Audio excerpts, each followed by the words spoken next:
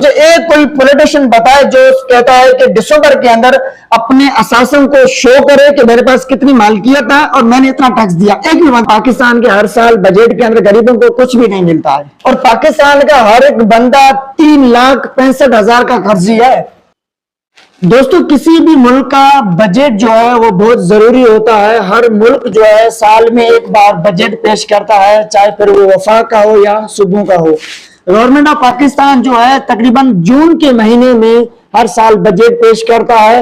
Budget کا مقصد یہ ہوتا ہے کہ ہم کتنا کمائیں گے اور ہم کتنا جو ہے وہ خرچہ کریں گے. یہ مقصد ہوتا ہے کہ پاکستان کن طریقوں سے پیسے کماتا ہے, ٹیکس ہے اور پیٹرول کے اوپر ٹیکس ہے, باقی جو ریونیو ہے یا جو بھی پاکستان کے منی کے ریسورسز ہے ان سے وہ پیسے کماتے ہیں اور اگلے سال کے لیے جو ہے وہ خرچ کرتے ہیں.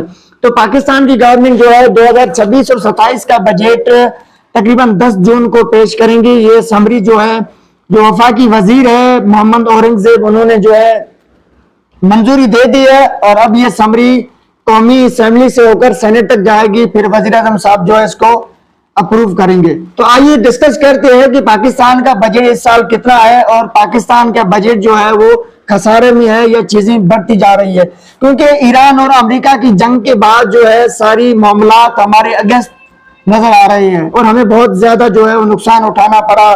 پھر پیٹرول کی قیمتوں کے اندر اور بہت سی چیزوں کے اندر جو ہے ہمیں نقصان اٹھانا پڑا. تو اس سال جو ہے پاکستان تقریباً 17.5 ٹریلین روپیز کا بجٹ پیش کرے گا گورنمنٹ آف پاکستان, یعنی فیڈرل, اور صوبوں کا بجٹ جو ہے وہ الگ ہوتا ہے.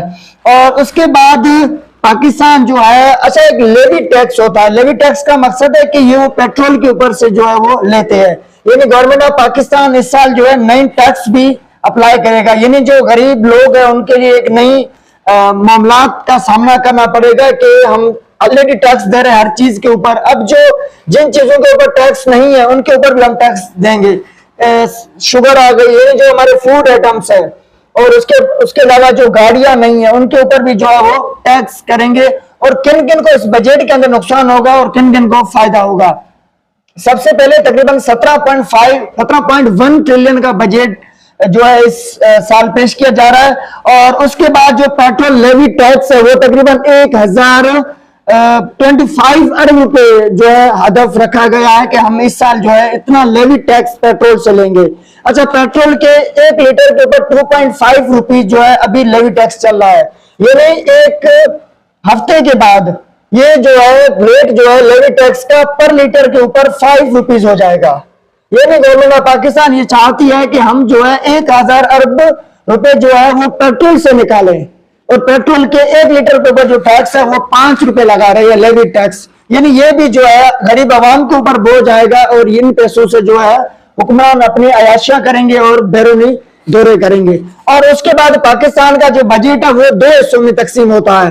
سب سے پہلے جو ہمارے پاس فارن کے قرضی ہے بہت زیادہ ہے, اور پاکستان کا ہر ایک بندہ 3,65,000 کا قرضی ہے. جب بھی کوئی بچہ پاکستان میں پیدا ہوتا ہے تو اس کے مقدر اور نصیب میں ان سیاستدانوں کی وجہ سے وہ 3,65,000 کا قرضی جو ہے وہ پاکستان کی سرزمین پہ اترتا ہے. اور اس کے بعد پاکستان کا سب سے زیادہ جو پیسہ ہے وہ چلا جاتا ہے قرضوں کے اندر, کیونکہ ہم نے جو IMF سے بھیک مانگی ہے, جو ہم نے پیسے ان سے لی ہے وہ واپس دینے پڑیں گے. اور پاکستان کے اندر ہر سال جو بجٹ ہے وہ IMF ڈیسائیڈ کرتی ہے, اور ہمارے وزیر اعظم صاحب صرف ان کے اوپر دستخط کرتے ہیں, یعنی سگنیچر کرتے ہیں اور وہ پاس ہو جاتا ہے. یعنی IMF ڈیسائیڈ کرتے ہیں کہ ہمیں کس چیز کے اوپر کتنا ٹیکس لگانا پڑے گا اور کتنا ہمیں وہ قرضہ دیں گے. یہ سب کچھ جو IMF ڈیسائیڈ کرتی ہے. اور اس کے بعد جو دوسرا سب سے بڑا حصہ بجٹ کا وہ جاتا ہے دفاع کے اندر, یعنی پاکستانی آرمی کے اوپر پیسہ لگاتے ہیں. تقریباً اس سال جو بجٹ رکھا گیا ہے پاکستانی آرمی کے اوپر وہ ہے 2,1665 ارب روپے, یعنی تقریباً 3,000 ارب روپے جو ہے وہ رکھا گیا ہے دفاعی بجٹ کے لیے. یہ بہت ضروری بجٹ ہوتا ہے, ٹھیک ہے, کیونکہ پاکستان کے اندر پاکستانی آرمی اور جو دفاعی ادارے ہیں ان کو بجٹ لازمی ملنا چاہیے تاکہ وہ ساری معاملات کو جو ہے وہ صحیح طریقے سے پیش کر سکیں. اس کے بعد وفاق کے بعد کیا بچتا ہے, تعلیم بچتا ہے, بے نظیر انکم سپورٹ پروگرام بچتا ہے جو بھکاریوں کا پروگرام ہے, اور اس کے بعد صحت کے شعبے, ان کے اوپر بہت کم بجٹ رکھتے ہیں. یعنی وفاق چاہ رہا ہے کہ بھائی جو 28 امendment آ رہی ہے اس کے اندر جو بے نظیر انکم سپورٹ پروگرام ہے یہ ہم صوبوں کے حوالے کریں گے، کیونکہ گورنمنٹ آف پاکستان کہتی ہے کہ میں یہ نہیں پے کر سکتا کیونکہ ان کے پاس اتنے ریسورسز نہیں ہے، یعنی ہمارے پاس پیسے کمانے کے ریسورسز ہے ہی نہیں، تو ہم آگے کہاں سے دیں گے؟ اور IMF نے اس بار جو ہے اسٹرکٹلی کہا ہے کہ بھائی تم پینشن بند کر دو، یعنی یہ پینشن والے حضرات ہیں ان کے لیے بڑی دکھ کی خبر ہے، لیکن اس سے گورنمنٹ آف پاکستان کہتی ہے نہیں میں پینشن نہیں بند کروں گا، میں اس کو کسی اور طریقے سے جو ہے وہ چیزیں ہینڈل کروں گا۔ اور جو گورنمنٹ ملازمین ہیں ان کے لیے بڑی خوشخبری ہے کہ وفاق جو ہے وہ 5 سے 7% ان کی تنخواہ اور پینشن کے اندر اضافہ کر رہی ہے، اور گورنمنٹ آف پاکستان پینشن دینے کی ایبلٹی میں ہے ہی نہیں۔ پینشنز وہ ملک دیتے ہیں جن کے پاس بہت زیادہ پیسہ ہے، وہ ڈیولپڈ کنٹریز ہے، اور ہم انڈر ڈیولپڈ ہیں، اور ہمارے پاس پیسے کہاں سے آئے ہم پینشن دے لوگوں کو۔ اور 2002 کے اندر جو ہے 2002 کے بعد مشرف صاحب نے کیا کیا کہ بھائی جو آرمی کے ادارے ان کی پگار وفاقی بجٹ سے جاتی ہے، یعنی دفاعی بجٹ سے جاتی ہے۔ 2002 کے اندر مشرف صاحب نے کہا بھائی جو بندہ ریٹائر ہوتا ہے نا آرمی سے، وہ آرمی کا ایسا ہوتا نہیں، اس کا بھی جو پینشن سے وہ کون پے کرے گا؟ وہ پے کرے گا گورنمنٹ آف پاکستان پے کرے گا، یعنی یہ بھی بوجھ جو ہے گورنمنٹ آف پاکستان کے اوپر آ گیا۔ تو اس طریقے سے ہمارے پاس جو جنریشن ہے، یعنی جو جنریٹ ہوتی ہے چیزیں، ریونیو جنریٹ ہوتا ہے وہ بہت کم ہے۔ ہمارے پاس جو یہ بڑے بڑے سیاستدان ہیں سوکار جن کی فیکٹریاں ہیں، بڑے بڑے ادارے ان کے ہیں، اور بڑی بڑی بینکس ان کی ہے، یہ ٹیکس دیتے نہیں ہیں۔ ٹیکس کون دیتا ہے؟ ٹیکس غریب عوام دیتا ہے۔ مجھے ایک کوئی پولیٹیشین بتائے جو کہتا ہے کہ دسمبر کے اندر اپنے اثاثوں کو شو کرے کہ میرے پاس کتنی مالکیت ہے اور میں نے اتنا ٹیکس دیا، ایک بھی بندہ نہیں ہے۔ یہ سارے حرام خور ہمارے پیسے کھاتے ہیں اور پھر اپنی عیاشی کرتے ہیں، یعنی ایک بھی ایسا بندہ نہیں ہے جو ٹیکس پے کرتا ہے صحیح طریقے سے سوائے غریب عوام کے، کیونکہ ہم تو ہر ایک چیز پہ ٹیکس دیتی ہے۔ اور اس کے بعد اس بجٹ کے اندر جو ہے ایک بڑی چیز ہے وہ ہے کاروباری حضرات کے لیے، یعنی اگر آپ کا کاروبار 20 کروڑ تک ہے تو آپ کو 25,000 پر سال فکس ٹیکس دینا پڑے گا۔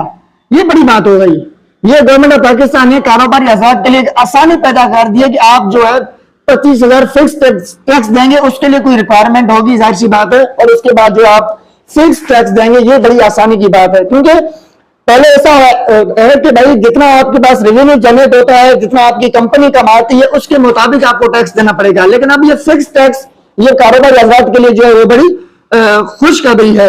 اور اس کے بعد جو پیٹرول کے اوپر جو ہے لیوی ٹیکس 2.5 روپیز جو میں نے آپ کو پہلے ہی بتایا جو ہے وہ لگایا جا رہا ہے، اور اس سے کیا ہوگا کہ اس سے جو ہے وہ پیٹرول مہنگا ہوگا، جب پیٹرول مہنگا ہوگا تو غریب سڑے گا، غریب کو پریشانی ہوگی، غریب کو مشکلات ہوگی، کیونکہ یہ چاہتے یہی ہے کہ میں سمجھتا ہوں پاکستان کے ہر سال بجٹ کے اندر غریبوں کو کچھ بھی نہیں ملتا ہے، کچھ بھی غریبوں کو نہیں ملتا ہے۔ یہ سارے سیاستدان پیسوں کو اٹھاتے ہیں اور بیرونی ملکوں کے اندر جو ہے وہ اپنی جائیداد بناتے ہیں اور غریبوں کو کچھ بھی نہیں دیتے۔ ہمارے حصے میں کیا آتا ہے؟ ہمارے حصے میں غربت، تنگی، یہی آتا ہے، بے روزگاری، اور گورنمنٹ آف پاکستان کتنے عرصے سے جو ہے جابس کریٹ کرنے کو تیار ہی نہیں ہے، کیوں کہتی بھائی ہم جو ہے پہلے ملازمین جو ہمارے پاس موجود ہے ہم ان کو ٹیکس اور پینشن نہیں دے سکتے، تو ہم نئی ملازمین کو کیا دیں؟ اور بہت سی ایسی چیزیں ہیں جو 18 امendment ہوتی اس کے حساب سے جو ہے صوبوں کو بڑا فائدہ ہوا تھا، لیکن 28 امendment جو ابھی آنے والی ہے بجٹ کے بعد، اس کے اندر جو ہے بہت سا نقصان ہونا جا رہا ہے۔ نقصان کیا ہوگا کہ بھائی جو یہ بے نظیر انکم سپورٹ پروگرام ہے اس کے اندر پتہ نہیں کتنا پیسہ پاکستان کا جاتا ہے فری فنڈ کے اندر۔ آپ وومن کو فیکٹری لگا کے دو، آپ وومن کو اسکل سکھاؤ، نہیں بھائی وومن کو بھکاری بنانا ہے، پاکستان کے لوگوں کو بھکاری بنا، یہ بھکاری بنے، یہ تعلیم نہ حاصل کرے اور یہ صحت کے ان کے پاس سہولیات نہ ہو، سب سے بڑا پیسہ اس میں جاتا ہے، اور یہ کس کے حوالے کریں گے؟ یہ صوبوں کے حوالے کریں گے۔ اب صوبوں کو آلریڈی پیسہ نہیں ملتا ہے۔ NFC جو ایوارڈ ہے، NFC ایوارڈ کا مقصد کیا ہے؟ ایک ایسا پروسیس جس کے تھرو ہر صوبے کو فنڈ ملتا ہے۔ اب سب سے زیادہ فنڈ ملتے ہیں پنجاب کو، کیوں بھائی؟ اس لیے کہ پنجاب کی پاپولیشن زیادہ ہے۔ اب ہونا ایسا چاہیے کہ جو صوبہ جتنا جنریٹ کرتا ہے اس کو اتنا فنڈ دینا چاہیے۔ ایک بڑا بھائی زیادہ کماتا ہے اس کو فنڈ نہیں ملتا، چھوٹے بھائی کو زیادہ ملتا ہے جو کماتا ہی نہیں ہے، تو یہاں پر یہ سسٹم ہو رہا ہے۔ تو NFC ایوارڈ کے اوپر آلریڈی جھگڑا رہتا ہے صوبوں اور وفاقی حکومت کا۔ وفاقی حکومت کہتی ہے کہ بھائی میں اس طریقے سے جو ہے وہ اتنے پیسے صوبوں کو دوں گی، اور اب جو صوبے 18 امendment کے بعد انڈیپینڈنس ہو گئے، یعنی اب صوبے جو ہے کسی بھی طریقے سے چیزوں کو خرید سکتے ہیں, چیزوں کو فورن کے اندر لے سکتے ہیں ڈائریکٹ طریقے سے, جس کے اندر وفاق کا کوئی بھی نمل بدل نہیں ہوگا, وفاق کی کوئی بھی رنڈک سڑک نہیں ہوگی. یہ صوبے انڈیپینڈنس ہے. لیکن 28 امینڈمنٹ کے اندر بھائی یہ جو انڈیپینڈنٹ والا معاملات ہے اس کو ختم کرنے جا رہے ہیں, اور زرداری صاحب فل کوشش کر رہے ہیں کہ بھائی اس امینڈمنٹ کو میں روکوں, لیکن وہ کچھ نہیں کر پائیں گے.